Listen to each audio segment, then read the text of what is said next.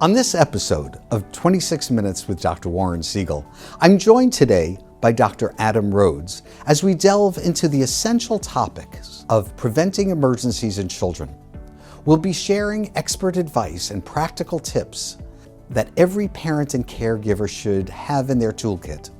Don't miss this important discussion. It could be the key to keeping your child safe. Dr. Rhodes, welcome. Welcome to the show. I'm so thrilled that you could be here. So I appreciate it. Tell us a little bit about yourself, where you're from. Tell us Sure. how you got involved in emergency medicine. All right. So my name's Adam. I actually grew up in Long Island, New York. I actually went to college in the University of Miami, go Miami. After my time in Miami, I came back to New York and I went to College of NYIT, College of Osteopathic Medicine. After that, I really fell in love with pediatrics and I did my residency at Staten Island University Hospital, Northwell. And then after that, after my experience in pediatric emergency medicine, I decided to do my fellowship in Maimonides here in Brooklyn for pediatric emergency medicine. Wow, a long road to get to where you are.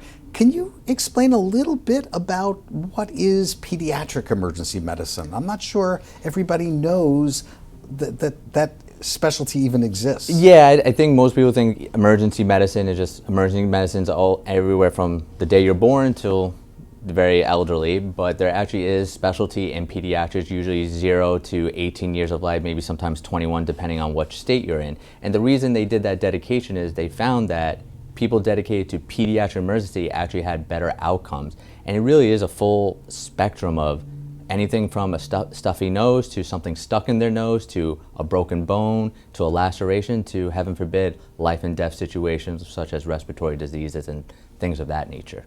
So when a child is brought to an emergency room, is it a given? Is it automatic that they're going to be seen by a pediatric emergency medicine specialist? That's a great question. Not always. Because pediatric emergency medicine is a relatively newer fellowship, not all facilities can, staff pediatric emergency medicine trained physicians. So they do have general pediatricians who, do have experience in the emergency department. They just didn't go through a fellowship that kind of expedited that knowledge and training. They have emergency medicine attendings who did do a residency, but then had PEM trained months with PEM trained physicians. So a lot of times it's not always a PEM attending, but there are pediatricians and EM attendings. So when you say PEM, you're talking about pediatric emergency medicine. Yes, that's the small nature. And you're here at South Brooklyn Health. How long have you been doing this here? So here I've been here for the last 3 years, but I actually started and I fell in love with pediatric emergency actually being a student here many years ago. I got to do my pediatric emergency medicine 4th year rotation as a student here. And I got to do a lot. I got anywhere from nursemaids reductions, shoulder reductions, lacerations, all these interesting little things. And it really helped me fall in love with the type of specialty. And then go through residency, I fell with it even more. And then after my fellowship, I wanted to stay in the 5 boroughs, the New York area. And there was an opportunity here. And I had experience here many years ago. And I was fortunate enough to come back. Well, we're certainly lucky to have you here. Being so close to the beach, one of the things that I have to tell you, as the warmer weather comes, yep. I'm very happy. I love the summer. Yes. But from a child standpoint, from a pediatrician standpoint, from a healthcare delivery system standpoint, I worry about all the injuries that we hear about at the beach. The biggest one, obviously, are drownings. Can you talk a little bit about how do we prevent drownings? So I think it encompasses multiple different aspects. Obviously, the biggest aspect when it comes to just the beach or swimming in general is you have to be present, right? If you have your children, you need to be present to watching your children. If your children want to go in the water, you should be with your children in the water. Saying, oh yeah, go in the water, that's not enough. You need to be there with them. Another recommendation I say to everyone is make sure there's a lifeguard on board, that they're working. They actually, if you look at many beaches, they have their flags. They tell you how rough the water is, so that's another indication whether I should let my child go in. But they actually have indications of the scope of which the lifeguard can see. So you want to be in that framework of where the lifeguard can actually see you. So you want to make sure you're present, you want to make sure the lifeguard is present and is capable of helping you and being able to see your child. And then the other thing I always say is they have these special life vests for children that are designed not just the water weenies that we're used to back in the day, but also the ones that go over the arms and over the chest. So I would say it's multifactorial. You want observation by you and your family, you want observation by the lifeguards, you want to make sure the lifeguards can see you, and then also have protective swimsuits for your children. I read something recently that talked about the number of parents who take their children to a pool. And pool safety is just as important as beach safety. And maybe we can talk a little bit about that in a second. And one of the things that this person wrote about was how many parents were accompanying their children, but actually they were looking at their phones. Yeah. So they weren't watching their children. What I heard you say, though, is I should be in the water with my children. At what age can I say, okay, go swim alone? So that's a really good question. I think, now we're seeing more and more children are going into these, like, you see 1-year-olds getting taught how to swim. Even if you think your child knows how to swim at 1 year old, I don't think I would feel comfortable letting my child just swim in a pool at 1 year old. So that's a question that's hard to give a definitive age. Based on, different literature and just, looking at each other, usually anywhere from 8 to 10 is when you start to have that feeling that the child has the capabilities of swimming on their own. It has the dexterity and the strength to be able to swim in a pool, and they could swim freely without any protection. But it is a case-by-case situation. But I would say safe 8 to 10 before you even start thinking. Before that, you want to be in the water with your child. Even if they have protection on them, you want to make sure you're with them. Great point. What about multiple children? I have to tell you, when my children were little, they got swimming lessons, and they were probably better swimmers by the time they were 6 than I am today. But multiple kids, how do you deal with that? So this is something that I've seen a lot of families do at pool parties and things of that nature. There's, and it's not the easiest thing to do, but a lot of times families will, because they want to enjoy the party, they want to enjoy the barbecue, all these things, they actually hire a lifeguard for their pool party. And I've seen it multiple times. There's a lifeguard there, and that makes all the families feel better. They're like, say you let your child who's young to go to someone else's house, and you're not there to supervise them because, for whatever reason, you would be a little nervous. But if they say, hey, we got a lifeguard to check them, all these different things, you would feel a little bit comfortable. It comes down to you need to have, it takes a village to take care of a child. You need to have everyone on the same page. Hey, we need to make sure someone's in the water, checking those, making sure all the kids are okay. And if no one's in the water, the kids can't be in the water. Wow, I know New York City has had this problem since the pandemic, finding lifeguards. So here's a great way for a certified lifeguard to actually make some extra money on the side. But what about the certification for a lifeguard? I mean, just because I know how to swim doesn't mean I could save somebody else's life. Is there a specific certification There's you should ask for? Different certifications. They get a lifeguard certification because it's not that they can just swim and they know how to swim, but they also get trained how to supervise different water things, look for different things that are happening in the pool, and also they also know how to, in case there's any drowning or resuscitation, they can help start that process until 911 or EMS arrives. So there's not just, they can swim, they have definitely certification that you can ask for. So here in New York City, most of my patients don't have pools in their backyard, but many of them spend some money on these little blow-up pools. Can you talk about that? How safe is that? So, when we look at it, you think, it's only 2 inches. We hear it all the time. You and me in the profession, we hear kids drown in a bathtub. And these are terrible, devastating things. The bathtub's not as deep as these kiddie pools that they have. Once again, you have a child near water, you got to be active. You got to be proactive in your child, make sure they're safe. You got to watch them, you got to be in them. I was with my nephew, just went in the water, put my feet in the water, and he's there playing. So nothing's going to happen to him because I'm right here, he's fixated on me. And then we took turns, my wife, my friends were like, okay, Adam, you go enjoy yourself, and we took turns. And it takes a village to really take care of these children because you don't want to take your eyes off of them even for a minute. Yeah, I don't want to ruin the summer for every child, but there are so many emergencies that you see at South Brooklyn Health. I just made a list of some of the questions.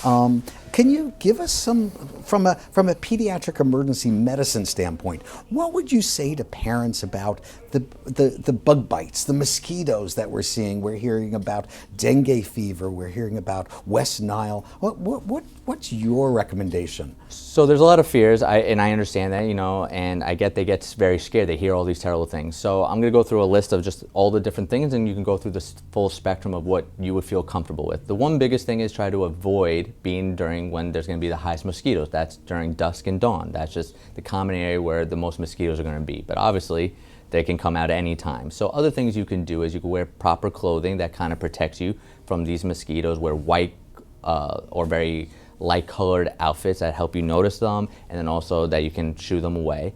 There are these different, bug sprays that you can use, but a lot of people get nervous about using them because of chemicals. I understand that, but there are other homeopathic things you can do. One of the biggest things is eucalyptus trees. You can actually plant them. I have them planted all over my house. I can tell you, after we plant them, big decrease in the amount of mosquitoes because they don't like it. And then you can do lavender, cinnamon. These are all homeopathic things that you could just kind of put on you. Is it as good as probably those bug sprays that you're using?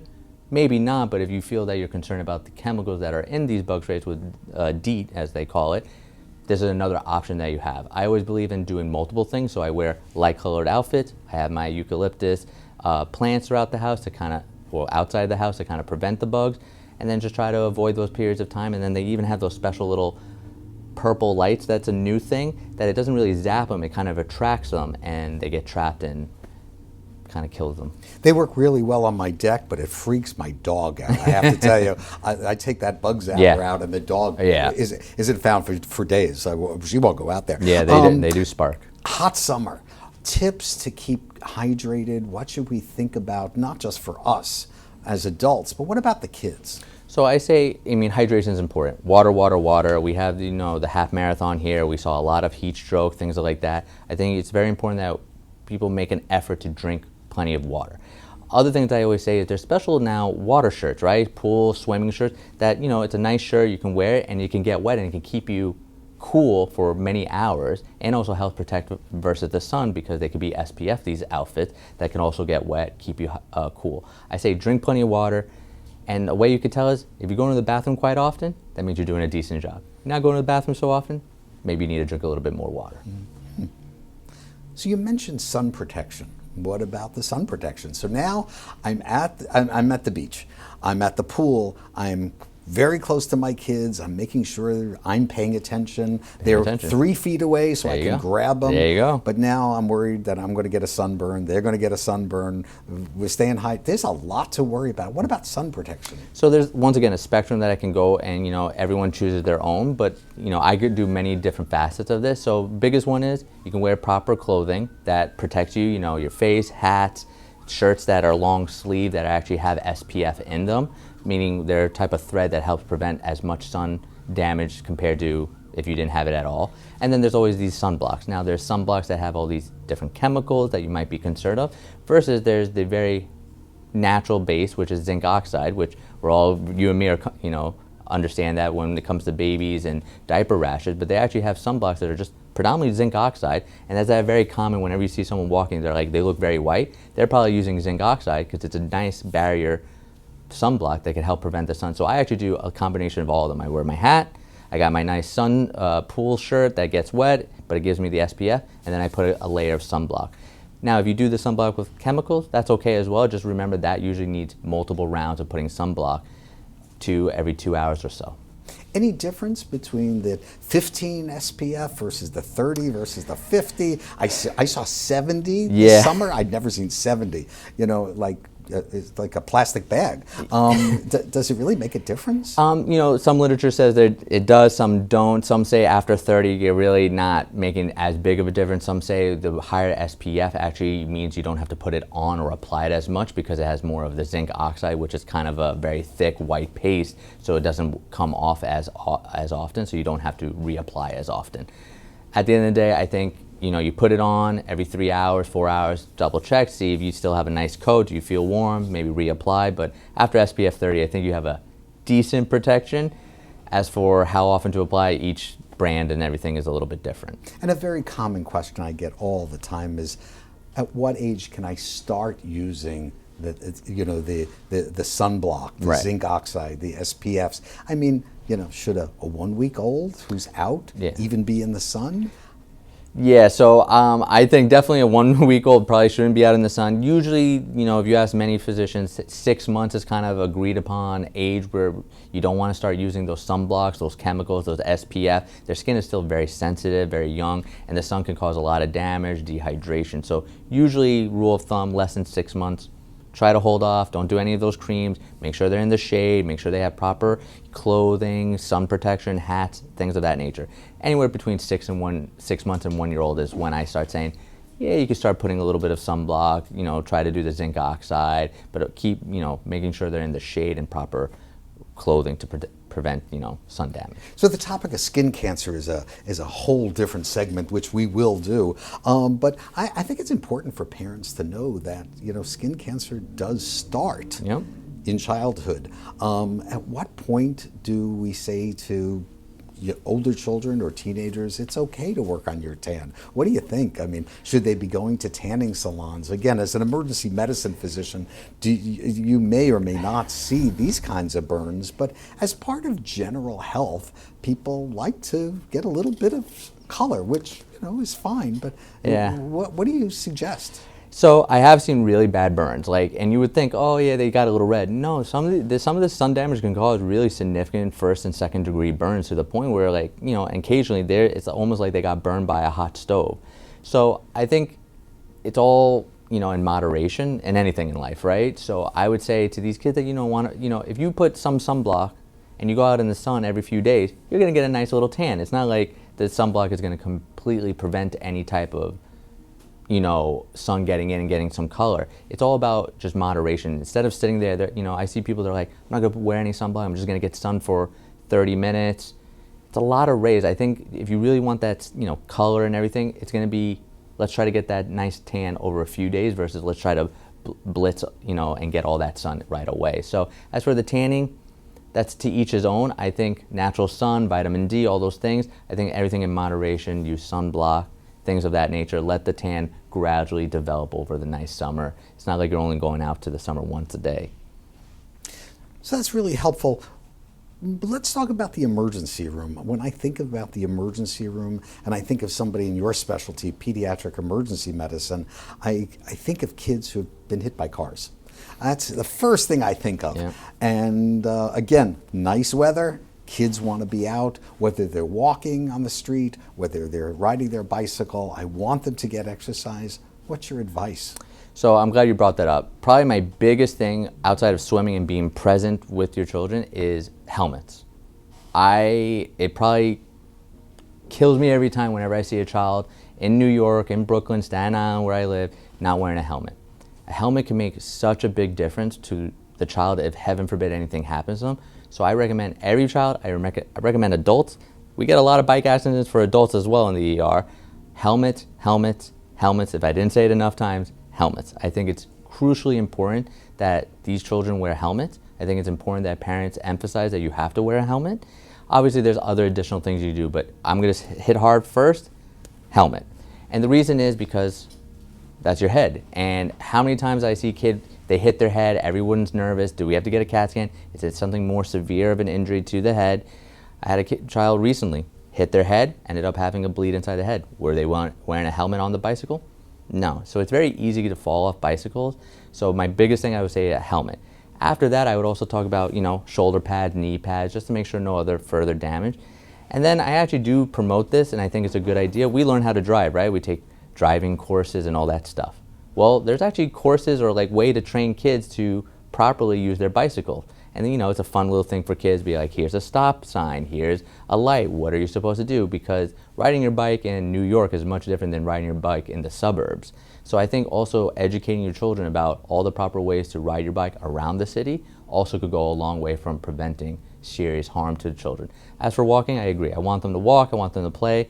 I would say it's very important that be active, be proactive with your children. You gotta hold my hand. They have to understand when you cross the street, you gotta hold mom and dad's hand, you gotta hold aunt and uncle's hand, you gotta cross the street. And these just little things that you continuously teach and say, eventually children will just be second nature. They'll come to the stop sign, oh, gotta hold your hand. Oh, I wanna ride my bike, gotta wear my helmet. That's really helpful. That's actually helpful advice. At what age should you start getting kids used to the helmet? Soon as possible. So even on the tricycle? On the tricycle. Get them into the habit. Yeah, because if they're young and they're wearing the helmet as a tricycle, they're like, oh yeah, I always wear my helmet. But if you try to do it when they're 10, 11, and they never wore a helmet, they're going to be like, oh, that's not cool. I don't want to wear that. And it ruins your hair. You know, let's face it. Yeah. When you're 12, how your hair looks is much more important than when you're 3 or 4. Yeah. At what point should people stop wearing helmets? I don't think they should ever stop wearing helmets. Whether you're 8 years old, 18, 88 years old, I think you should always wear a helmet. I think it's important to keep yourself safe. Some people might say it doesn't look cool. Have you seen the helmets nowadays? They look pretty cool. They got spikes, they got designs, you can have your favorite sports teams. So I recommend a helmet, no matter what, whenever you're riding a bike, you should wear a helmet. Do we have a helmet law in New York? Yes, we do have a helmet law. How well it gets enforced, you know, you've lived in Brooklyn, New York area. Unfortunately, there's just too many kids, you know, going around, adults as well, not wearing helmets. It's kind of hard to enforce it, but there is a helmet law that, you know, that children are supposed to wear and adults are supposed to wear a helmet. How about scooters? I mean, that's the new thing in my neighborhood, Yeah. and I'm sure everybody's neighborhood. No. Kids going back and forth, up and down. It's not they're the fast. bicycles anymore. Yeah, it's those really fast scooters. Yeah. Any suggestions on how do we keep kids safe on their scooters? So it's hard because, I mean, it's like a bicycle, just even faster. So I think it's just having good, you know, conversation with your children as they get older, talk about safety, talk about the importance, you know, treat them as they get older like young adults, and, you know, be respectful of them, but understand that they have to be respectful to themselves. And once again, if you promote that helmet education early, they know, okay, I'm going out on my scooter, my bike, whatever, my skateboard, got to put on a helmet. And then if you educate them about all the proper ways to go about the city, whether you're on a bike, a scooter, a skateboard, they know, okay, there's a red light, I got to stop, I got to be here, you know, a certain bike path and all these different things. So the only thing I would say is continue that education you would do for a bike, for a scooter. I do get nervous though with scooters because they go fast. So now that we've taken away all the fun from every child in the I know, summer, yeah. Again, as a pediatric emergency medicine physician, what are the common things that you see that you say, you know, I'm really glad we have specialists in children in our pediatric emergency room here at South Brooklyn Health? What are the things that you see that you want parents to know this is where you should come in an emergency? So at the end of the day, whenever your child is not feeling well or sick, I want, you know, that's an emergency to that family. I've noticed a lot of times patients go to urgent cares or these different places, and the urgent care just sends right to the ER because they're nervous about whatever. There's a foreign body in the nose, a dislocation of the shoulder, a dislocation of the wrist, all these different things.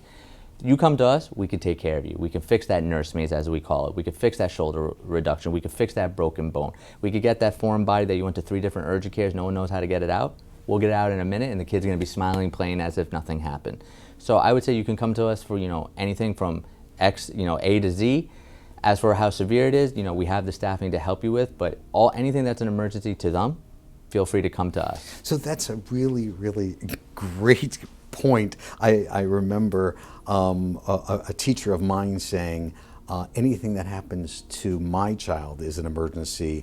Anything that happens to your child, you can make an appointment with your primary care doctor. At what point should people call their primary care doctor and say, I want to make an appointment, versus call 911 or pick them up and bring them to the pediatric emergency room? So that's a great question, and it's hard to answer that question because I always say, this is your child. You know, I'm not in your shoes. You got to do what feels right for you. What an emergency might be for you might not be an emergency for me, so everyone's a little bit different. So what I would say is, if you and your heart are scared, come to me. It's not a problem. If it ends up not being an emergency and I say, look, your kid's okay, we get, you know, we make sure we have shared decision making and you feel comfortable, that's okay. But I always do recommend to my patients, whenever you're concerned, you're not sure, should I go to the ER or should I not? Call your pediatrician, see what they say to you and see what you get. But if you're ever in fear, this is your child, this is your family, we're here 24/7, you can come to us, we're here for you. And if we tell you it's not an emergency, don't worry, we help you with whatever it is. It's a beautiful thing, and if it is an emergency, we'll take care of that as well. So you're here for the acute care, you're here for the emergencies, you're here talking to us about prevention, which is what this program is about. Are there anything that you would like to get out there and tell parents, hey, this is really something that you shouldn't have to deal with? You know, I'm thinking of overdoses, poisonings, things in the home. Are there other messages you want to get out there for parents of how to keep their kids safe? I mean, whenever in doubt, you can touch base with your pediatrician. Whenever you have a major question when you're in the ER, we're not just here for that acute issue. I always tell my patients before I discharge them, do you have any other questions, any other concerns? If you have a question, ask a doctor, ask someone that you trust. It's hard to answer that question because there's so many probably different things I would answer. I will say that because you brought up the poison control. Anytime there's a concern about an ingestion or anything, they can call New York State Poison Control. They work there 24/7. They always have people on staff, and they'll actually have such a plethora of knowledge. They can give you advice right over the phone, tell you you need to go to the ER, you don't need to. So they're actually a great source to be like, you're scared? What did they take? How much did they take? When did they take? Just that simple information, they could tell you, go to the ER, or no, you can stay at home. We're going to observe for a few hours. We're going to call you in a few hours. If the child's doing well, you're good. If these things happen, go to the ER. Or they'll say, no, you have to go to the ER right now. So that's what I recommend anyone, any concern that of an overdose or they took something, maybe this and that, you can call Poison Control, New York State Poison Control, and they'll help you right there. You don't need a doctor, you don't need me to call, you can call. Great suggestions and great tips of how to keep children safe. I want to thank you and the staff for keeping our community safe, but also being there to reassure us that our kids are going to be okay. They're going to be okay. And that brings us to the end of our program today. We thank you for tuning in and learning alongside of us. For more information about our show, please call 718-510-2103 or visit www.zurmed.com. Stay updated and engaged with South Brooklyn Health by visiting us online at www.NYC Health and Hospitals South Brooklyn Health. This broadcast was brought to you by Brick Media in partnership with South Brooklyn Health. Stay safe and goodbye.